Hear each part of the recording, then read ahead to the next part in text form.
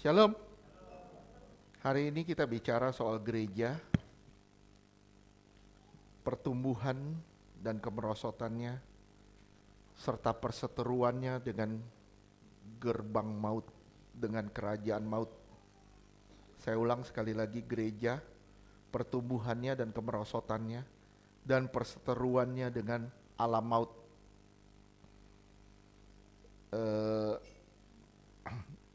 Apa yang akan dibahas ini saya yakin nggak akan selesai dalam satu seri. Mungkin minggu depan kita akan nyambung lagi, atau kapan waktu kita akan nyambung lagi. Saya berharap semua bisa memahami dan mengerti, semua bisa belajar tentang gereja yang sesungguhnya. Saudaraku, gereja itu bukan soal bangunan. Gereja bukan soal bangunan. Gereja itu siapa? Gereja itu saudara dan saya. Gereja itu kita.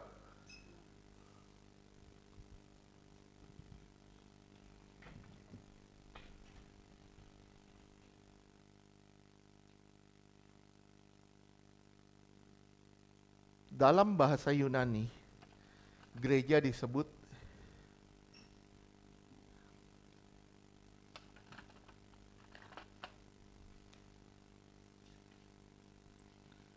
eklesia.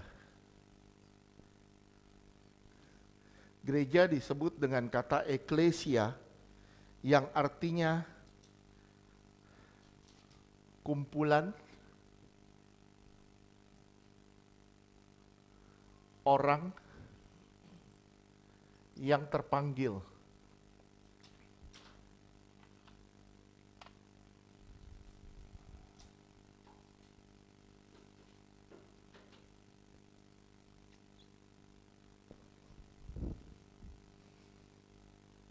Gereja itu adalah saudara dan saya, yang artinya kumpulan orang-orang yang terpanggil untuk keluar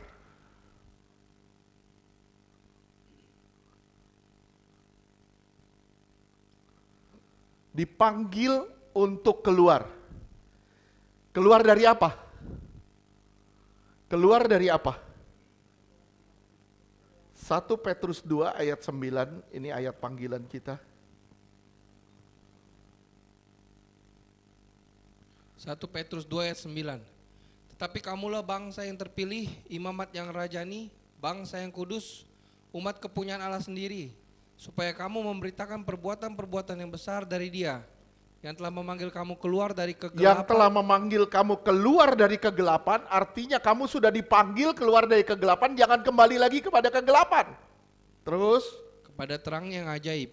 Iya, dipanggil dari kegelapan, kita di sini gelap, kita di sini gelap, ini terang. Begitu kita dipanggil, kita jalan menuju pada terang. Sekarang nih kita lagi jalan menuju pada terang. Walaupun semakin saudara dekat dengan terang, semakin saudara dekat dengan terang, semakin kegelapan itu menyingkir dari saudara.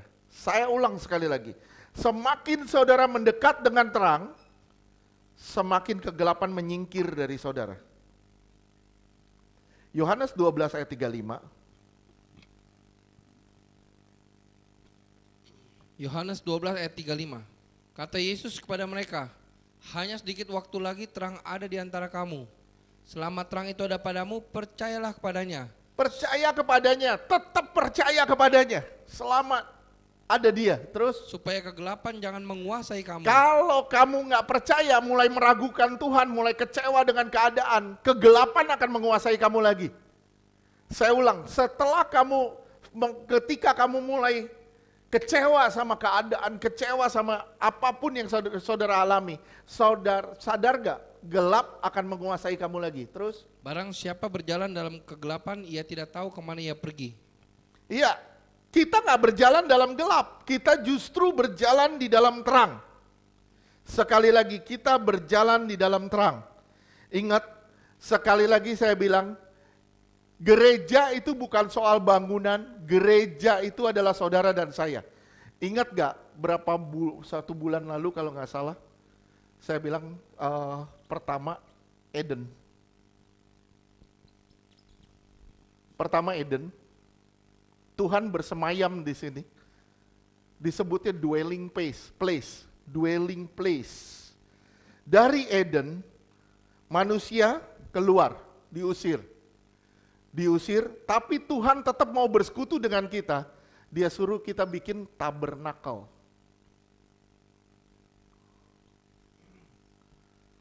Dia suruh kita bikin tabernakel.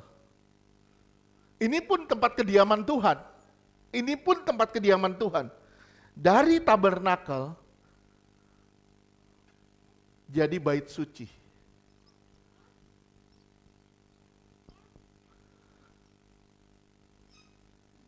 Dari tabernakel berkembang jadi bait suci. Ini semua tempat kediaman Tuhan. Ini semua tempat kediaman Tuhan. Dari bait suci, Yesus datang. Yesus datang, jadi Yesus Kristus di sini.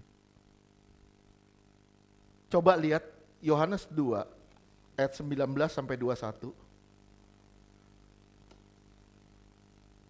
Yohanes 2 ayat 19. Jawab Yesus kepada mereka, rombak bait Allah ini dan dalam 3 hari aku akan mendirikannya kembali. Iya.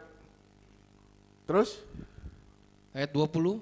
Lalu kata orang Yahudi kepadanya, 46 tahun orang mendirikan bait Allah ini. Kami bangun 46 tahun, kamu bilang kamu bisa bangun dalam 3 hari, terus? Dan kau dapat membangunnya dalam 3 hari. Terus? Ayat 21, tetapi yang dimaksudkannya dengan bait Allah ialah tubuhnya sendiri. Bait Allah berubah menjadi tubuh Yesus sendiri. Oke, sampai sini kita terusin ya. Ini sebenarnya pengulangan. Kemudian Yesus Kristus wafat, naik ke surga. Dia utus rohnya turun dan tinggal di dalam kita.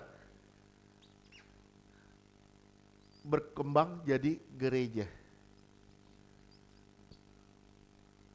Tapi banyak orang gak sadar sebenarnya surga ada di dalam saudara loh. Berarti kalau dari bertumbuhnya dari Eden ke gereja, berarti surga ada di dalam kita ketika Tuhan ada di dalam saudara. Gimana ya? Kita bilang kita surga, ada surga di dalam kita, tapi mulut kita kayak neraka. Ngumpat orang terus, ngata-ngatain orang terus. Gimana kita bilang kita surga? Mulut kita gimana? Setuju? Nah, 1 Korintus 3 ayat 16. 1 Korintus 3 ayat 16. Tidak tahukah kamu bahwa kamu adalah bait Allah?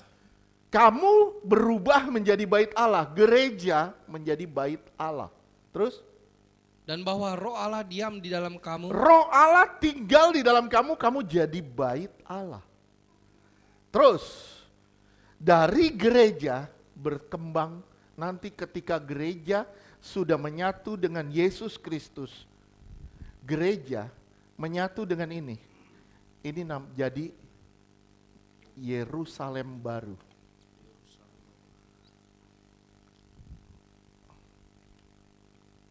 Mati semua.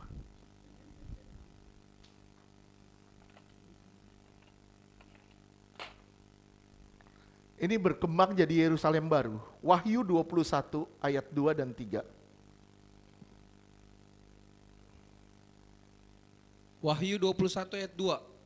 Dan aku melihat kota yang kudus, Yerusalem yang baru, turun dari sorga, dari Allah, yang berhias bagaikan pengantin perempuan yang berdandan untuk bagaikan suaminya. apa? Pengantin perempuan. Jadi ketika gereja sudah menyatu dengan Yerusalem baru, gereja menyatu dengan Yesus Kristus, gereja menjadi Yerusalem baru. Pengantin perempuan yang berdandan untuk suaminya. Terus Wahyu 21 ayat 3. Lalu aku mendengar suara yang nyaring dari tahta itu berkata, lihatlah, kemah Allah ada di tengah-tengah manusia. Lihatlah, kemah Allah ada di tengah-tengah manusia, artinya menyatu dengan Allah. Terus? Dan ia akan diam bersama-sama dengan mereka. Mereka akan menjadi umatnya dan ia akan menjadi Allah mereka. Iya.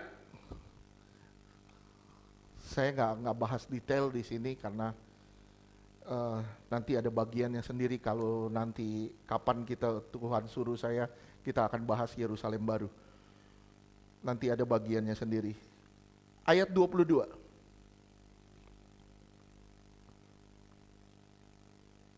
Wahyu 21 ayat 22.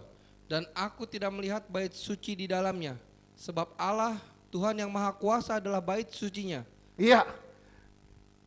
Yerusalem baru adalah Tuhan yang Maha Kuasa. Terus? Demikian juga anak domba itu. Iya, 23. Ayat 23, dan kota itu tidak memerlukan matahari dan bulan untuk menyinarinya. Nggak perlu penerangan. Terus? Sebab kemuliaan Allah meneranginya. Iya. Dan anak domba itu adalah lampunya. Iya. Saudara lihat ya, saudara lihat lampu. Lampu itu akan memancarkan terang. Jadi anak domba itu lampunya, terangnya itu adalah kemuliaannya. Terangnya adalah kemuliaannya, anak domba itu lampunya. Nah, ketika saudara menyatu dengan dia, saudara baru bisa jadi pengantin dan dibawanya ke Yerusalem baru. Nah, ini perkembangan kita sebagai gereja. Kita dipanggil dari gelap menuju pada terang. Sekali lagi, saudara dan saya dipanggil dari dalam gelap menuju pada terang. Supaya apa? Supaya terang menyatu dengan saudara dan kegelapan tidak bisa menguasai saudara lagi. Lantas, jika gereja bukan tempat,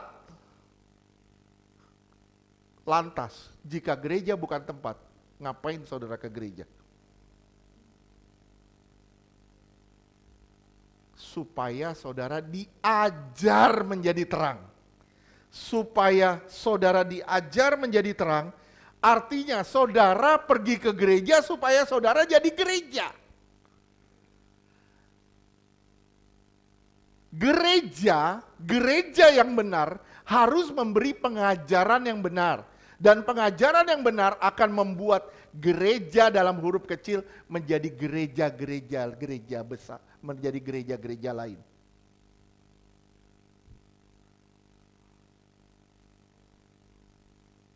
Sekarang tugas gereja apa?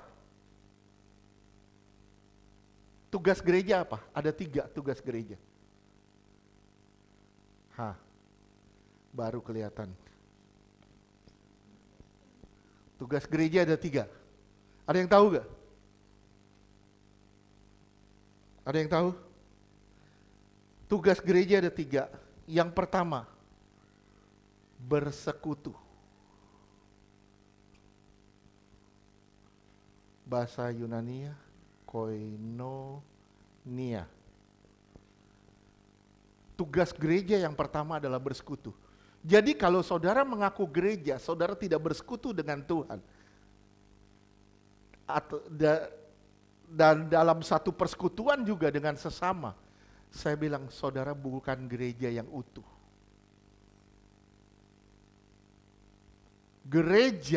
Tugas gereja adalah bersekutu. Jadi gereja harus bersekutu dengan Tuhan. Harus terjadi interaksi dengan Tuhan.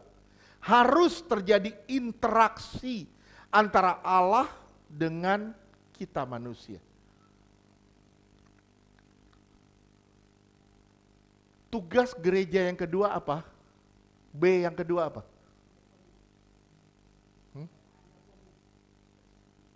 Bersaksi dulu dong.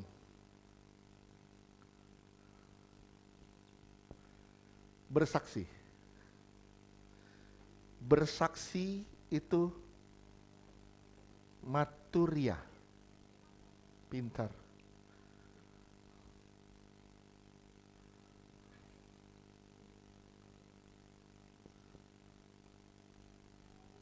Betul.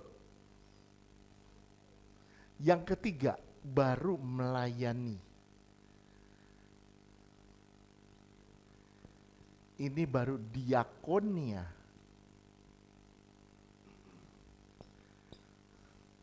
Jadi ini tugas gereja. 1, Saudara gereja bukan? Ada persekutuan nggak dengan Tuhan? Ada? Saudara bersaksi nggak tentang Tuhan? Bersaksi nggak? Nggak usah dengan mulut, tapi dengan perbuatan. Hidup kita itu adalah kesaksian. Oleh sebab itu gereja itu ada tugas gereja bersaksi. Maturnia. Tugas gereja yang ketiga diakonia, melayani. Saudara melayani enggak?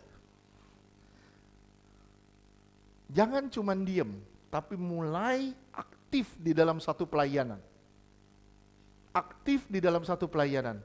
Makanya saya bilang sama saudara, mulai dari pelayanan yang tidak terlihat. Kalau ada jadwal, itu pelayanan itu terlihat. Tapi mulai dari pelayanan-pelayanan yang tidak terlihat. Gereja harus mengajar bagaimana seharusnya kita menjalani hidup. Saya ulang sekali lagi. Gereja harus mengajar bagaimana kita harus menjalani hidup. Dan prakteknya adalah bersaksi dan melayani. Saya ulang, gereja harus mengajar bagaimana kita semua menjalani kehidupan. Dan lewat pengajaran itu kita bisa mempraktekkan bagaimana caranya kita bersaksi dan melayani. Itu tugas gereja sebenarnya. Sekarang kita bahas tentang gereja. Gimana gereja itu dibangun. Saya yakin semua udah tahu ya ayat ini. Matius 16 ayat 13 sampai dengan 20.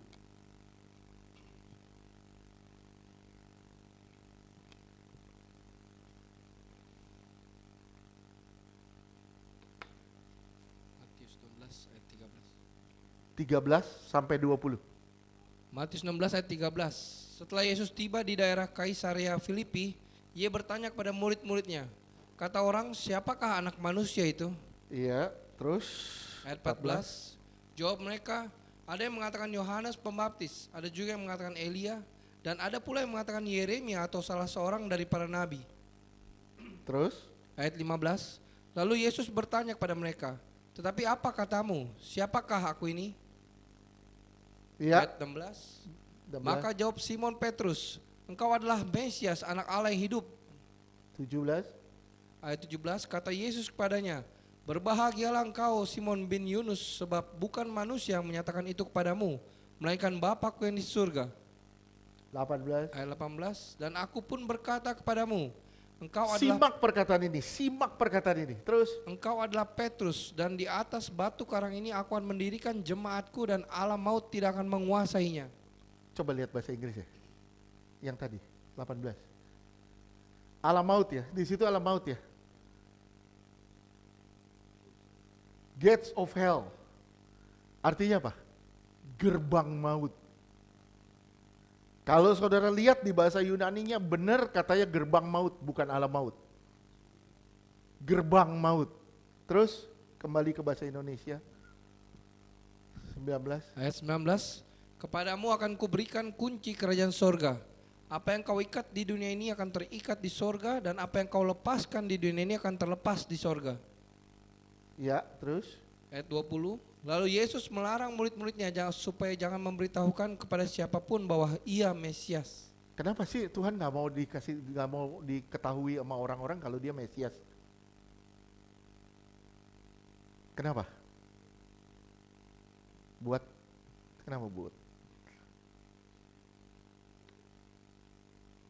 Gini, orang Yahudi punya gambaran tentang Mesias, itu kekuatannya seperti Simpson, hikmatnya seperti Salomo,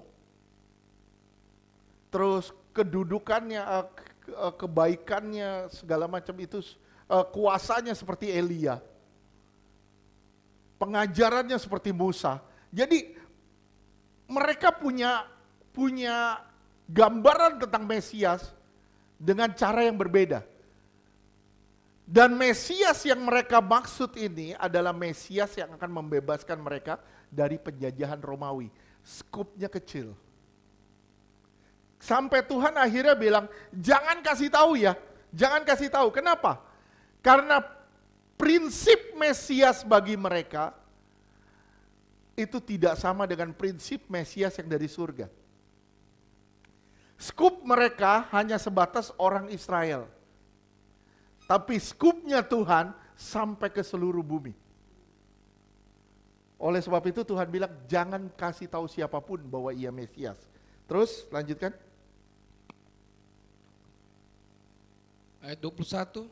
Sejak waktu itu Yesus mulai menyatakan kepada murid-muridnya bahwa ia harus pergi ke Yerusalem dan menanggung banyak penderitaan dari pihak tua-tua, imam-imam kepala dan ahli-ahli Taurat, lalu dibunuh dan dibangkitkan pada hari ketiga.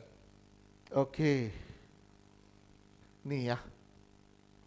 Petrus. Kok jadi mati?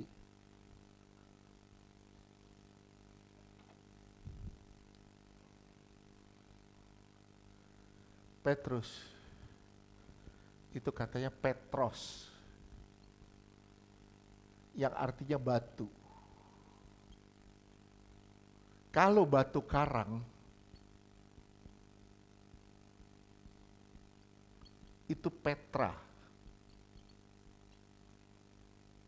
Jadi di situ Tuhan bilang, Petros, Petra. Petros di atas Petra. Ya, Petros batu di atas batu karang. Dan di situ Tuhan bilang gates of hell yang pakai kata hell-nya pakai kata Hades. Hades ini artinya dunia orang mati. Ini lebih dari sekedar alam maut. Tapi menyangkup semua kuasa-kuasa kegelapan. Mencakup juga sampai ke kuasa kegelapan dan semua aktivitasnya. Hades lebih dari sekedar alam maut, tapi termasuk lingkup kuasa kegelapan. Sekarang kita lihat Kaisaria, Filipi. Sebenarnya ini sekedar pengetahuannya. Ini daerah ini itu daerah yang bagus sekali untuk wisata. Bagus sekali untuk wisata. Coba lihat, kasih lihat gambar tadi yang pertama.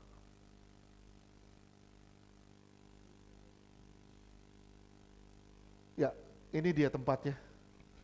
Bagus untuk wisata, tapi sayang, tempat ini identik dengan berhala. Tempat ini dinamakan daerahnya namanya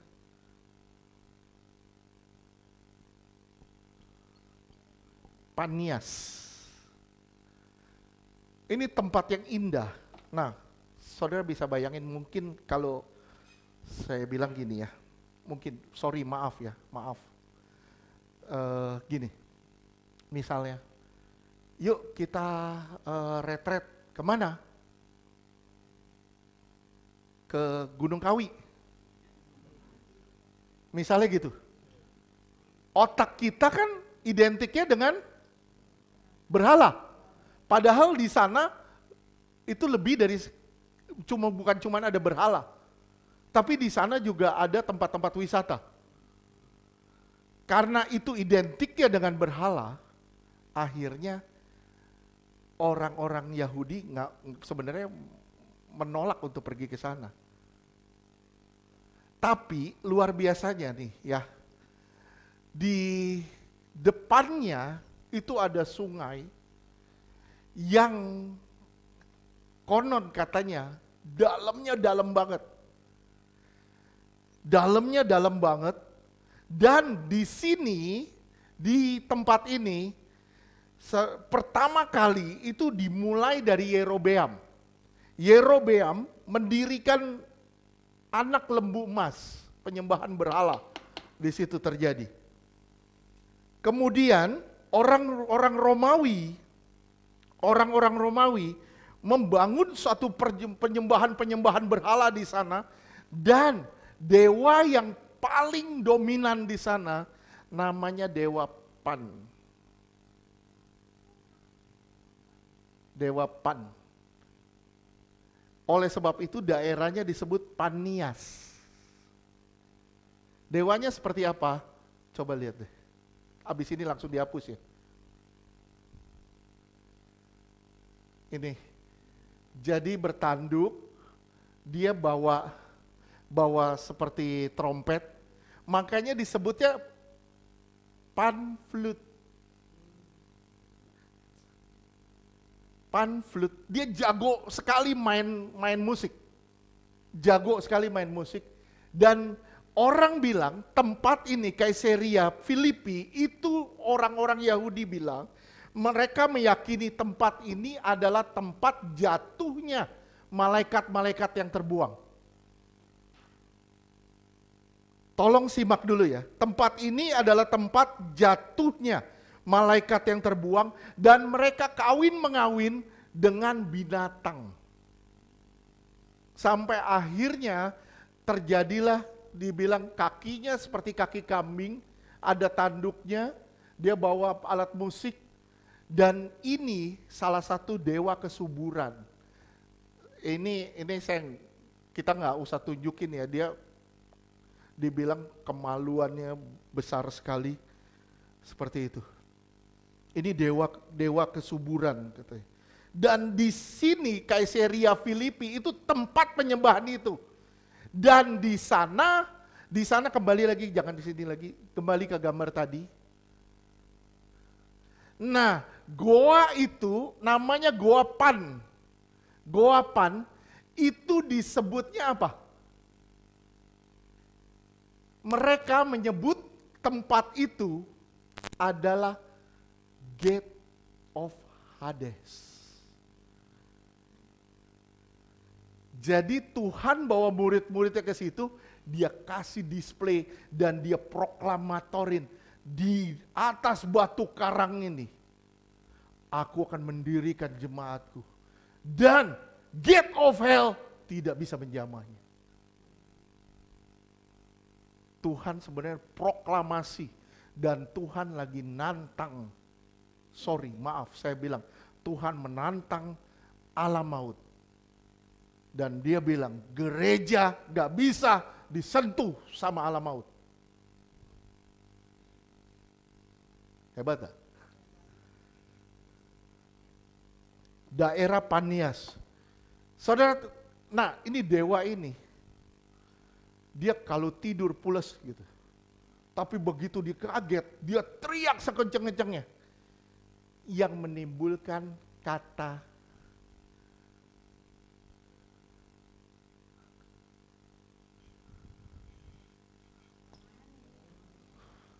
panik itu dari dewa ini sebenarnya. Kata panik itu dari dewa ini karena dewa ini suka kaget. Begitu kaget dia teriak. Itu teriak menimbulkan masalah yang besar. Akhirnya orang pakai kata panik ini dari kata dewa ini, dewa Pan. Oke. Kalau di Indonesia ada dewa suka masak namanya Dewa Panci. Enggak, jangan dicatat. Kalau suka mancing, Dewa Pancing. Enggak, ini di luar. Udah enggak ada hubungannya. Yang benar cuma sampai sini, panik.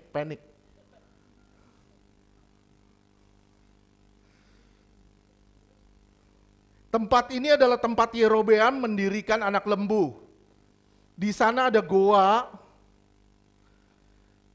dan ada penyembahan berhala di sana. Banyak sekali tempat penyembahan berhala, tapi dewanya itu namanya Dewa Pan. Dewa Pan. Pan itu artinya semua, artinya satu dewa ini untuk mewakili semuanya. Kesuburan iya, dewa musik iya, dewa ini iya, dewa macam-macam. Jadi satu dewa ini untuk semua. Di depannya ada sungai, lebar panjang, lebar dan dalam. Orang-orang bilang nggak bisa kelacak itu dalamnya. Makanya di depan penyembahan berhala itu, di depan goa itu disebut Gate of Hell. Gate of Hades. Jadi waktu Tuhan sebut alam maut, yang Tuhan sebut adalah tempat ini sebenarnya. Dan Tuhan, kenapa sekarang saudara tahu, kenapa Tuhan bawa ke sini? Karena ini tempat Gate of Hell yang orang-orang Yahudi kenal dengan nama Gate of Hell atau gerbang Hades.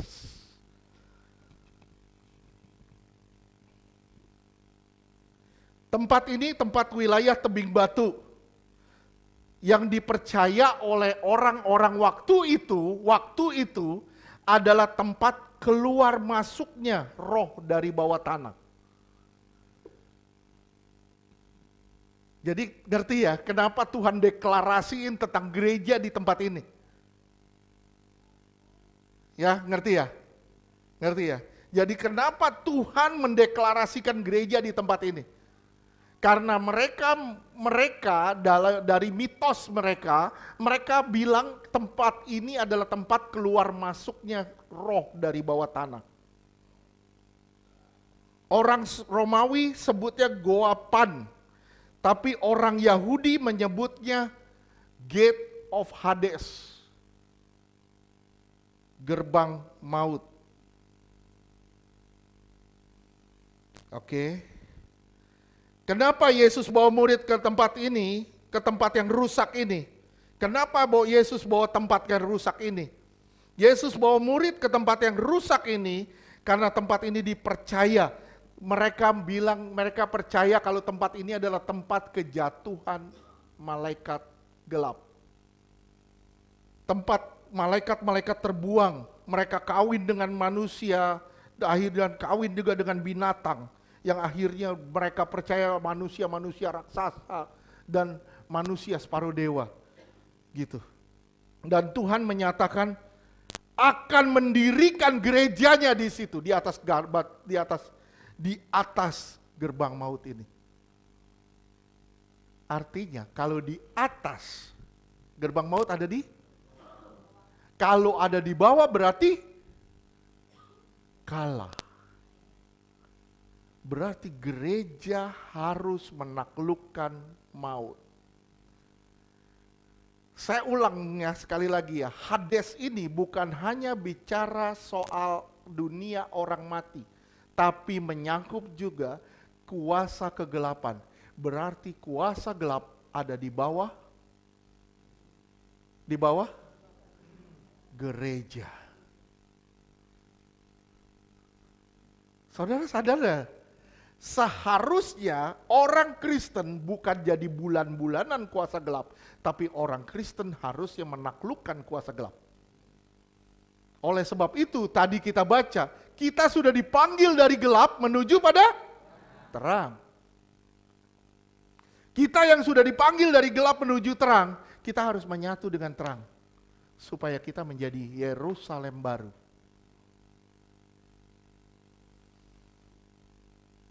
Kenapa Tuhan menyatakan gerejanya di atas gerbang maut ini? Artinya, yang pertama nih, Tuhan bilang gereja akan dibangun di atas gerbang maut. Artinya apa? Di mana dunia tidak bisa mendengar suara Allah, di mana dunia menolak Allah, di situ gereja harus pergi dan menyatakan Allah ada. Halo, bisa ngerti tidak? Ngerti atau belakang nggak ngerti? Aku ingin, jadi akan-akan Tuhan gini, aku ingin kamu pergi tempat di mana nama Allah tidak dikenal, bahkan tidak disebut, dan aku ingin kamu membuat gerbang maut itu tidak lagi berdaya.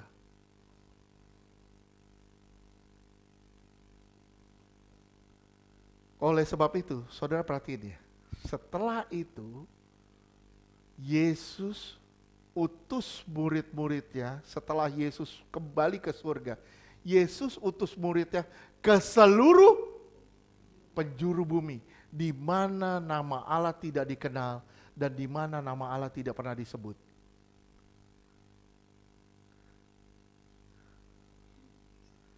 di gerbang maut di mana Tuhan tidak pernah disebut dan Tuhan tidak dikenal. Tuhan mau mendirikan gerejanya di situ. Tuhan mau orang-orang mengenal Dia. Saya ulang sekali lagi, Tuhan mau orang-orang mengenal Dia. Murid-murid pergi ke ujung bumi di mana nama Tuhan tidak dikenal dan mengorbankan diri persis seperti apa yang Yesus lakukan. Murid-murid pergi ke ujung-ujung bumi dan mengorbankan diri persis seperti apa yang Yesus lakukan. Dimulai dengan pernyataan Yesus di atas gerbang maut ini. Coba lihat ya, coba saudara perhatiin. Ini kan posisinya begini, ini naik ke atas bukit. Begitu naik ke atas bukit terjadi apa? Saudara lihat, Matius 17, ini kan Matius 16. Lihat Matius 17, terjadi apa? Matius 17, ayat 1. Matius 17 ayat 1. 6 hari kemudian Yesus membawa Petrus, Yakobus dan Yohanes saudaranya dan bersama-sama dengan mereka ia naik ke sebuah gunung yang tinggi. Di situ mereka sendiri saja. 2. Ayat 2, lalu Yesus berubah rupa di depan mata mereka, wajahnya bercahaya seperti matahari dan pakaiannya menjadi putih bersinar seperti terang. 3. Ayat ketiga, maka nampak kepada mereka Musa dan Elia sedang berbicara dengan dia. 4. Yang keempat, kata Petrus kepada Yesus, Tuhan, betapa bahagianya kami berada di tempat ini. Jika engkau mau, biarlah kudirikan di sini 3 kemah. 1 untuk engkau, 1 untuk Musa dan 1 untuk Elia. Ya. Jadi ini posisinya di bawah Gate of Hell ini. Di dalam gua, di bawah. Kemudian naik ke atas. 6 hari kemudian Yesus naik ke atas. Naik ke atas, dia mengalami transfigurasi. Saudara bisa nyimak gak apa yang terjadi di sini? Di bawah itu Gate of Hell. Begitu Tuhan naik, terjadi Gate of Heaven. Bisa ngerti gak sih? Tuhan naik ke gunung dan terjadi transfigurasi. Ketemu Musa dan Elia dan menyatakan keilahiannya. Itulah gerbang surga. Dan suara dari surga terdengar. Apa suara dari surga terdengar? 5. Ayat 5. Dan tiba-tiba sedang ia berkata-kata, turunlah awan yang terang menaungi mereka, dan dari dalam awan itu terdengar suara yang berkata, inilah anakku yang kukasihi, kepadanya lah aku berkenan, dengarkanlah dia. Dengarkan dia, dengarkan dia. Kadang dokter bisa vonis aneh-aneh, tapi Tuhan bilang, dengarkan dia. Bukan dengarkan kata orang, bukan dengarkan ocehan orang, bukan dengarkan semua yang berkata-kata negatif tentang kita. Dengarkan dia. Apa yang dia ngomong sama kita? Apa yang dia bicara sama saudara? Dengar dia.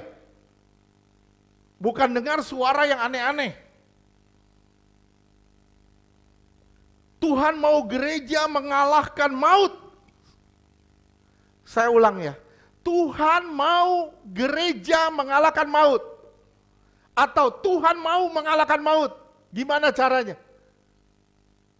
Gimana caranya? Via gereja.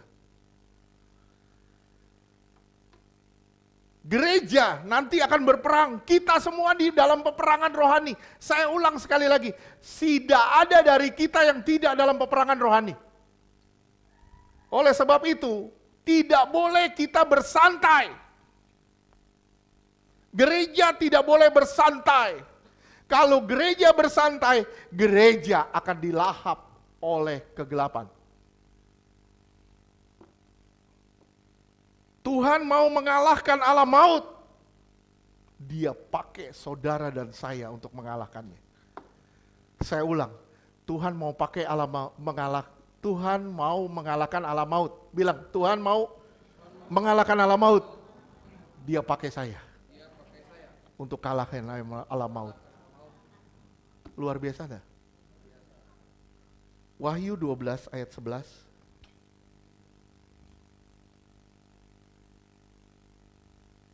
Wahyu 12 ayat 11.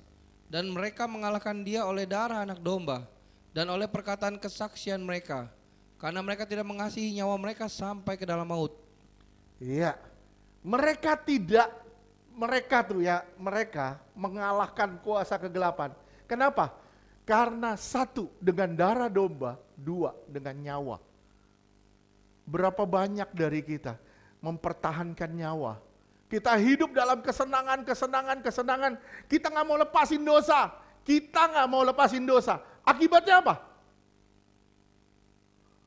Saudara sadar gak sih kalau kita nggak mau lepasin dosa, akibatnya cuma satu, kita hidup dalam kekalahan. Padahal Tuhan manggil kita untuk jadi pemenang.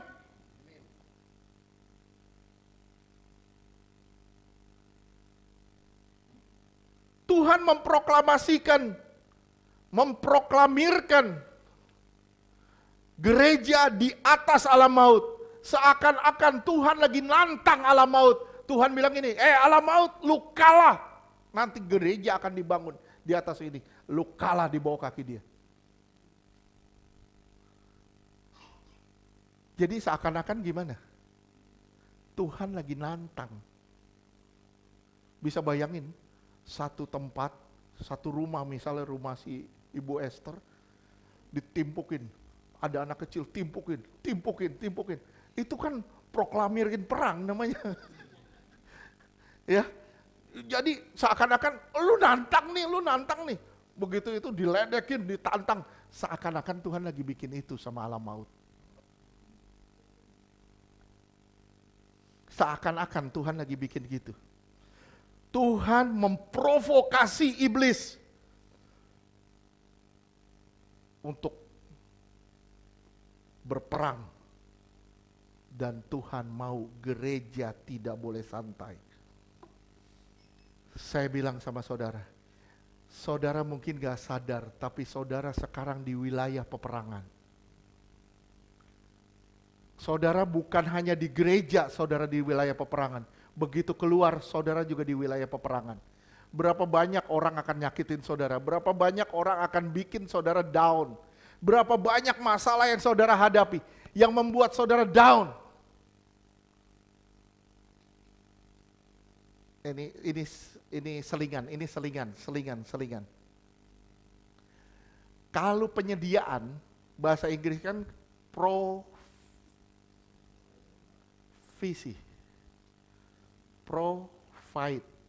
atau provisi. Betul gak? Apa artinya? Kenapa dipakai kata provisi? Ada yang ngerti tidak?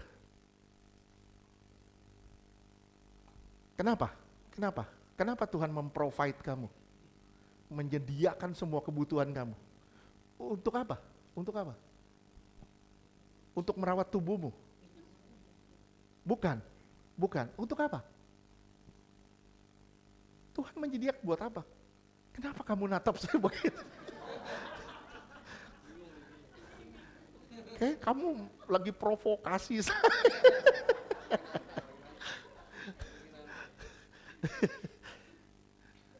Ini sekedar kilasan aja.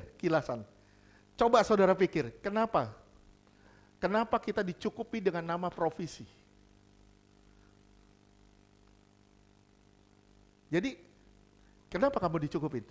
Untuk apa? Pretok. Untuk apa kamu dicukupin? Untuk melakukan visi. Untuk menggenapi visi.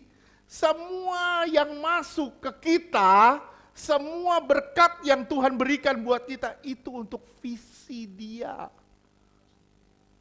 Ngerti gak sih? Ngerti? Kalau semua yang masuk di kita dan kita habiskan untuk kepentingan kita, namanya korupsi.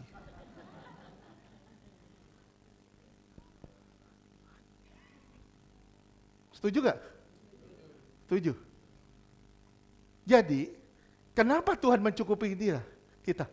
Tuhan, Kok kasih saya berkat, kenapa? Tuhan kasih saya kesehatan, kenapa? Tuhan kasih saya ini itu untuk apa? Untuk melakukan visi Dia.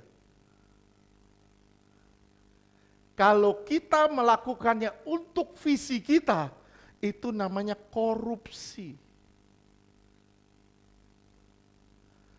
Ngerti tidak? Ngerti? Jadi semua yang Tuhan beri itu untuk visi Dia. Kalau kita pakai untuk visi kita, namanya korupsi. Udah gitu aja. Gampang kan? Gampang, ini sekedar kelibetan aja. Sekedar pengenalan aja. Sebaik apapun saudara, saya bilang sebaik apapun saudara,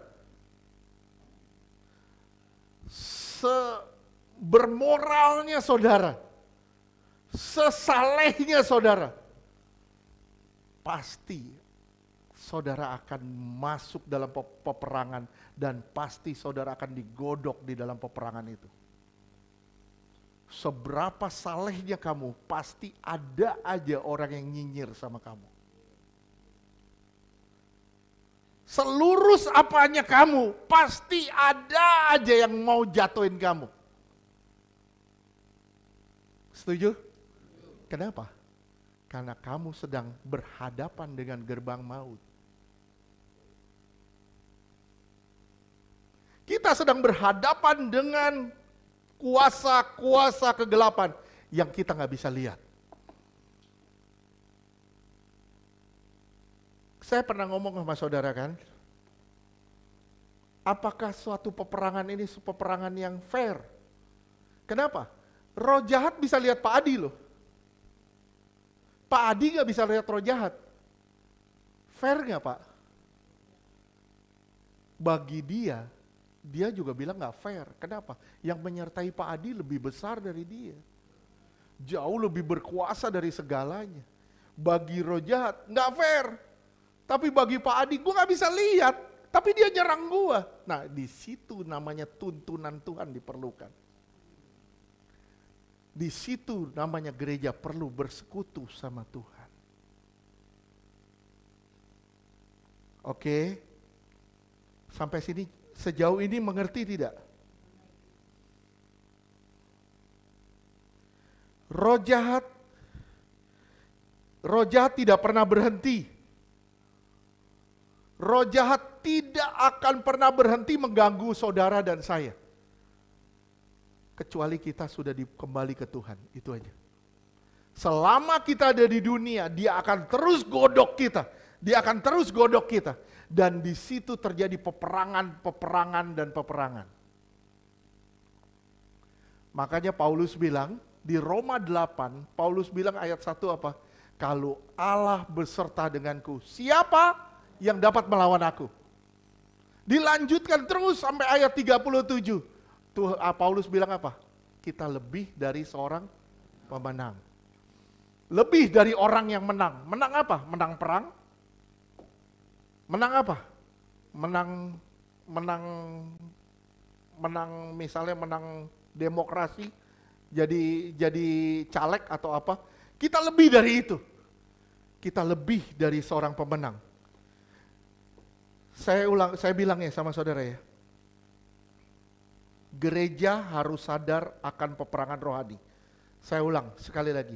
Gereja harus sadar akan peperangan rohani. Kalau gereja nggak sadar sama peperangan rohani, gereja tidur namanya. Berapa banyak gereja yang sadar akan peperangan rohani? Gereja harus memprovokasi roh jahat supaya kita terus bertentangan dengan dia. Bertentangan dengan dia. Di gerbang maut. Jadi, kita dipanggil untuk masuk dalam peperangan rohani. Begitu saudara dipanggil, saudara keluar dari kegelapan. Keluar dari kegelapan, ini tangan kegelapan itu akan narik saudara terus mundur ke belakang. Tangan kegelapan akan terus tarik saudara mundur ke belakang. Saudara akan dibikin kecewa. Saudara akan dibikin malas bersekutu sama Tuhan.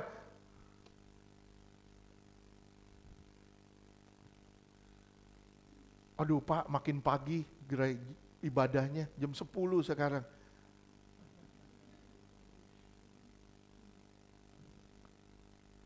Kalau maaf ya, manusia itu penuh dengan alasan. Istilahnya Tuhan bilang, gue mundurin deh jam 11. Lu juga gak datang. Mau dimundurin berapa? Kalau hati kita gak ada di Tuhan, kita juga males-malesan ibadah. Setuju? Nah ini peperangan rohani sebenarnya. Ini peperangan rohani. Makanya Tuhan minggu lalu bilang, jangan terlambat. Kita menghormati Tuhan, gak boleh terlambat. Kita gak terlambat, kita hormatin Tuhan. Oke, itu peperangan rohani loh. Emang gampang ngelewatin itu? Susah. Kalau buku Soma bilang perlu skill Valentino Rossi untuk sampai tujuan.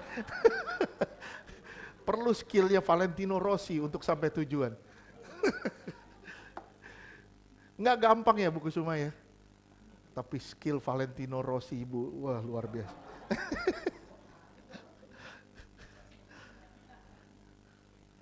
Jadi kekristenan kita,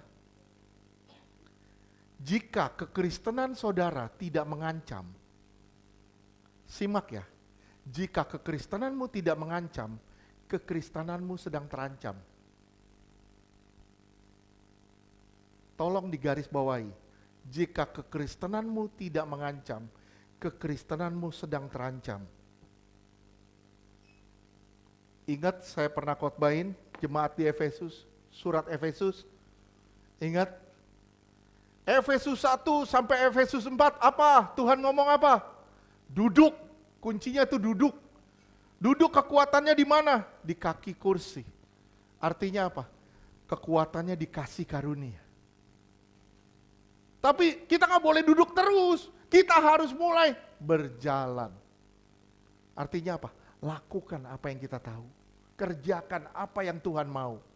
Kerjakan, berjalan. Setelah kita duduk, kita berjalan, Tuhan bilang apa? Berdiri, lawan tuh kuasa gelap. Ini yang namanya peperangan. Efesus 6 ayat 14 sampai 16. Efesus 6 ya. Efesus 6 ayat 14. Jadi berdirilah tegap, berikat pinggangkan kebenaran dan berbaju zirahkan keadilan. Ya, tolong disimak ya, simak ya. Nih, baju jirah kan udah tahu kan?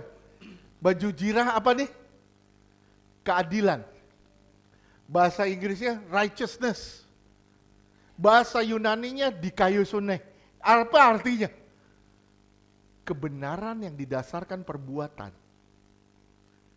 Sebenarnya kurang tepat jika diterjemahkan keadilan. Lebih tepat itu kebenaran yang berdasarkan perbuatan. Jika perbuatan gereja sembarangan, saya bilang sama saudara, simak, baju jirahmu berlubang. Ngerti gak sih? Ngerti? Jika engkau hidup suka-suka, engkau semena-mena, pokoknya dosa hantem terus. Saya bilang, baju jirahmu berlubang. Dan engkau jadi sasaran empuk kuasa-kuasa kegelapan. Jika kekristenan tidak mengancam, kekristenanmu sedang terancam. Terus, baju jirah, kebenaran. Terus, Efesus 6 ayat 15. Kakimu berkasutkan kerelaan untuk memberitakan Injil damai sejahtera. harus rela menjadi pemberita Injil. Harus rela menginjili orang lain dimanapun mereka berada. Terus, Ayat 16. Dalam segala keadaan pergunakanlah perisai iman. pakai perisai imam. Terus, Sebab dengan perisai itu kamu akan mendapat memadamkan semua panah api dari si jahat. ya, ini produk-produk ofensif. Apakah kita harus ofensif doang dalam melawan kuasa gelap? Defensif. Apakah kita defensif doang dalam melawan kuasa gelap? Ayat berikutnya. Efesus 6 ayat 17, dan terimalah ketopong keselamatan dan pedang roh, yaitu firman Allah. Kita counter kuasa gelap dengan firman Tuhan. Sekali lagi kita counter kuasa gelap dengan firman Tuhan. Ya, saya mau akhiri sampai di sini dulu nanti, tapi saya jelasin dulu. Saudara udah tahu deh, saudara pasti udah tahu. Saya pernah jelasin. Iblis, setan, roh jahat. Sama gak sih? Sama gak? Beda. Iblis itu diabolis. Setan itu satanos. Roh jahat itu diamonia. Nah, konyolnya apa? Iblis sama setan ini menunjuk pada satu oknum yang gak takut sama Tuhan. Saya ulang sekali lagi, iblis sama setan ini menunjuk pada satu oknum yang gak takut sama Tuhan. Orang-orang kenalnya dengan kata Lucifer.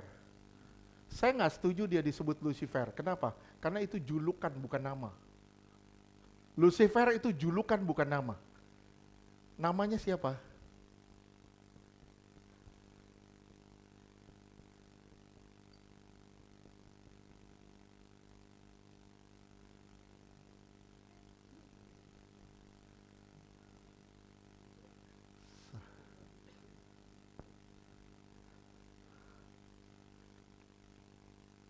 Namanya tuh ini, Hilal bin Sa'ar.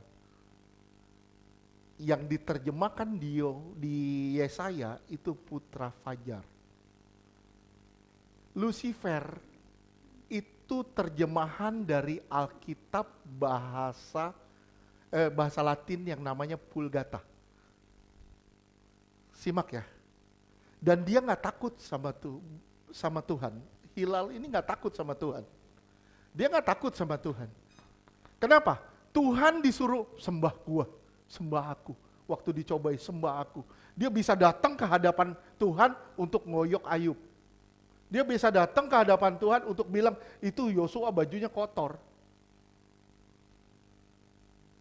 Dia bisa mengintimidasi begitu, bisa ngomong begitu. Dan dia nggak takut sama Tuhan. Banyak orang bilang, wah Pak, tapi Pak, kan ada firmannya di Yakobus. Setan pun gemetar. Lihat bahasa aslinya, itu bukan kata setan. Bukan pakai kata satanos. Itu pakai katanya diamonia yang gemetar, roh jahat. Banyak orang bilang pelepasan setan-setan. Nggak bisa, setan nggak bisa dilepasin. Pelepasan roh jahat. Pengusiran setan. Nggak ada pengusiran setan. Pengusiran setan hanya dengan firman Tuhan. Gimana cara ngalahin? Cara ngalahin setan? Gimana cara ngalahin iblis? Gimana caranya? Yesus dicobai, Yesus bilang 3 kali, ada tertulis. Ada tertulis, ada tertulis. Dan luar biasanya, setan atau iblis mainnya tuh di sini. Pikiran kita yang diobok-obok. Pikiran kita diobok-obok, pikiran kita jadi kotor, pikiran kita jadi down. Jadi gimana gitu. Nah, kalau kita nggak ada bekal firman Tuhan, apa yang terjadi?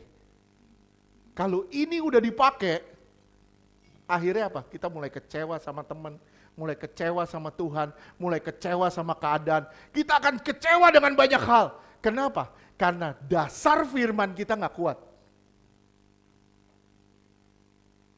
Kenapa? Saudara harus sadar, sebenarnya dia sedang main di sini kita. Ngalahinnya gimana? Ngalahinnya gimana? Ada tertulis. Begitu kita bilang, ada tertulis. Setan bilang, tulis apa? Lu baca apa? Lu tahu apa? Baca apa lu? Tahu apa lu? Lu bacanya cuman WA. Lu kagak baca firman. Baca apa kita tahu apa? Kan firman Tuhan bilang, renungkan firman itu. Tujuannya apa? Supaya firman itu nyantol di otak kita. Begitu firman itu nyantol di otak kita, kita bisa counter iblis yang ada di otak kita. Dan kita bilang, tidak, aku percaya, aku dicukupi, aku dipelihara. Tidak, aku percaya, Tuhan menyertai aku. Tidak, aku percaya, aku disembuhkan. Tidak, aku percaya kalau Tuhan menyertai aku. Beri kemuliaan dong buat Tuhan. Dia tuh mainnya di sini, makanya di situ dibilang ketopong keselamatan. Penuhi pikiran kita dengan keselamatan. Berapa banyak orang Kristen jadi bulan-bulanan kuasa gelap? Kenapa? Bulan-bulanan iblis, bulan-bulanan setan. Kenapa? Nggak ada kekuatan firman di dalam dia. Begitu nggak punya firman, nggak ada kekuatan firman, ya yang udah cuman mengasihani diri sendiri. Aduh, kasihannya gue ini susah, gue ini begini, gue ini gini. Kita akhirnya down. Stop. Tolong dipegang. Bisa ngerti gak? Ya, waktu Yesus ngusir, Yesus ngusir, itu katanya ngusir setan. Itu saudara pelajarin benar-benar itu pakai katanya diamonia, bukan ngusir setan. Orang-orang kerasukan dia pakai katanya diamonia, nggak ada ngusir setan. Ngusir setan itu dengan firman Tuhan. Oleh sebab itu firman itu harus kuat di dalam kita. Kalau firman kuat di dalam kita, kita bisa lawan. Begitu kita mulai khawatir, aku percaya kalau burung di udara pun dirawat, tanaman di ladang dipelihara, apalagi aku yang gemuk bontot ini.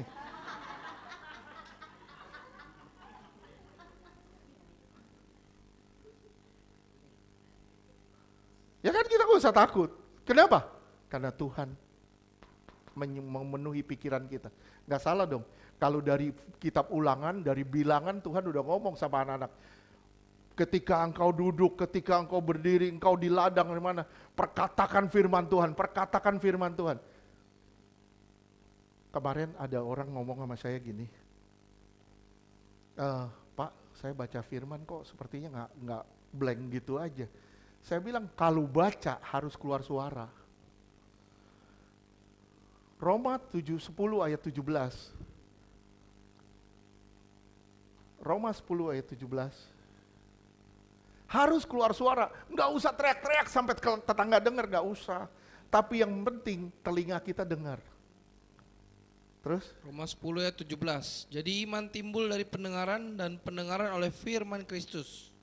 Pendengaran akan rema Kristo. Jadi kalau baca firman, jangan diam begini. Tahu-tahu dipanggil, "Hei Vera, udah." Jangan baca firman gini keluar suara. Keluarin suara. Nggak usah teriak-teriak, tapi asal keluar suara dan telinga kita bisa dengar. Setuju? Setuju.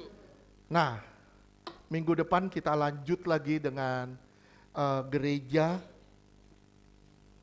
Pertumbuhannya kita masuk mungkin dalam pertumbuhan gereja. Kita akan bahas 7 jemaat dalam kitab Wahyu. Gimana gereja itu diobok-obok sama kuasa gelap. Mulai dari jemaat di Efesus terus sampai jemaat hari ini di Laodikia. Gimana diobok-obok sama kuasa kegelapan. Dan akhirnya gereja sepertinya tidak berdaya. Dan apa yang akan dibahas itu juga mengenai 7 jemaat. Saya yakin saya udah pernah bahas ini. Tapi kita akan bahas lagi. Kenapa saya bilang gitu? Kenapa kita harus bahas lagi? Kenapa? Karena kita harus sadar itu kelemahan-kelemahan yang ada di kita. Dari 7 jemaat itu, 7 kota di dalam kitab Wahyu itu melambangkan kelemahan yang ada di kita. Dan itu harus mengalami pemulihan. Setuju? Setuju ya? Oke. Amin deh, Tuhan berkati. Kita lanjut minggu depan.